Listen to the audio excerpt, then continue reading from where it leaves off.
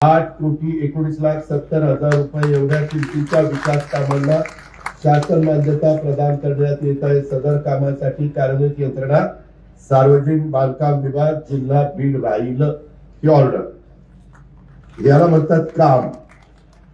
मी म्हणतो ना कामाचा माणूसही ह्याच्या करता त्याच्यामुळं जिल्हाधिकारी ह्याच्या ताबडतोब चांगले कॉन्ट्रॅक्टर नेमक। कॉन्ट्रॅक्टर इथं फार हुशार आहे, डोकंच चालत नाही।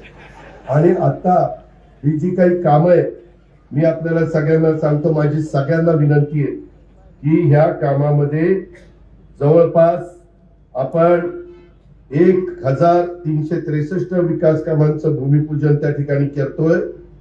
575 कोटी रुपयाचा निधी आपण त्याच्याकरता 25-26 मध्ये देतोय, कारण मार्चला वर्ष संपणार। राहिलेला निधी पुढच्या वर्षात नवीन वर्षात पण त्या ठिकाणी दिला जाईल।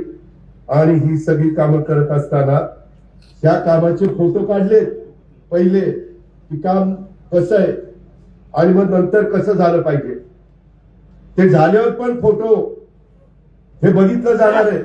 कॉन्ट्रॅक्टरांना सगळ्यांना अधिकाऱ्यांना मला सांगायचंय, जर काम न काढता कोणी गडबड करण्याचा प्रयत्न केला तर त्याला सोडणार नाही। चक्की पिसिंग हे अजिबात सोडणार नाही। ते 10 लाखाची कामं बंद केलीत, आम्ही 15 लाखाचं टेंडरिंग करतोय का? तर बाबा जनतेचा पैसा लोकांना दिसला पाहिजे। नुसतं आम्ही घसे कोरडे करायचे, भाषण करायचे, कशाने ये रे माझ्या मागल्या, तसं नाही चालणार। ही कामं माझ्या 6 विधानसभा मतदारसंघात आमच्या जिल्ह्यात दर्जेदार झाली पाहिजे।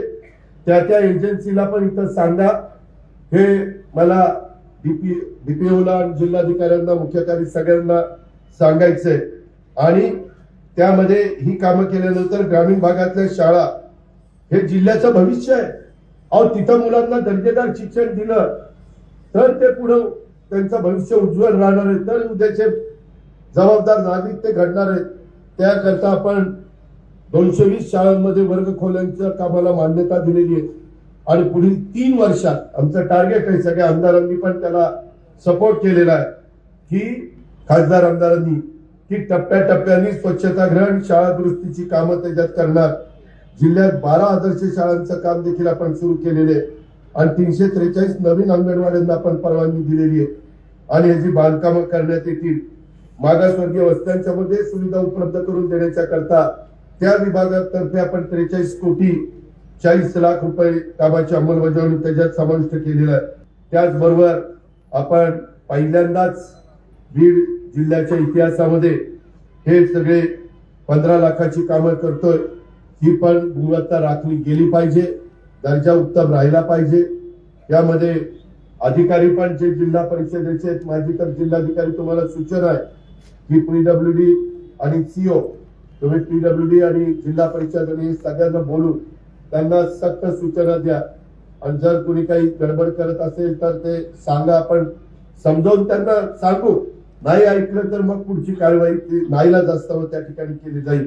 नाहीतर म्हणाली 1 तारखेला पहिल्याच वर्षात आलाय, पहिल्याच वर्षी काय दिवसात काय बोलतोय, परंतु खरं ते सांगितलं पाहिजे ना बाबा।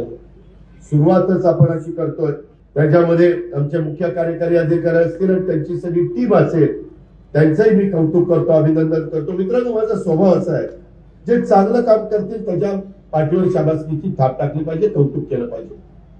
पण जे चुकीचं काम करतील त्याला धडा पण शिकवला पाहिजे।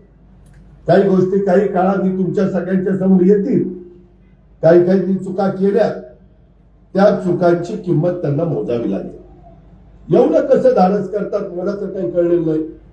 काही तर केस माझ्याकडे असे आलेले आहेत, म्हणजे माझ्या तर मी सांगितलेलं होतं एका बहादरांनी माझीच खोटी सही करून टाकली, म्हणजे इथपर्यंत धाडस। अजित पवारांची खोटी सही करतो, तुझ्या ह्याला काय माणूस काय? मी कलेक्टरला सांगितलं, जरी काही सांगितलं तरी पुन्हा कन्फर्म करा। आणि मी काय केलंय, इथं तुमच्याकडे राजेश देशमुखांनी काम केलेलं आहे, ते पूर्वी माझ्याकडे पुण्याकडे कलेक्टर होते। महाराष्ट्रातील ताज्या बातम्यांसाठी बघत रहा टाइम्स टुडे टीव्ही। सोबतच शेअर करा, सबस्क्राईब करा आणि बेल आयकॉन प्रेस करा।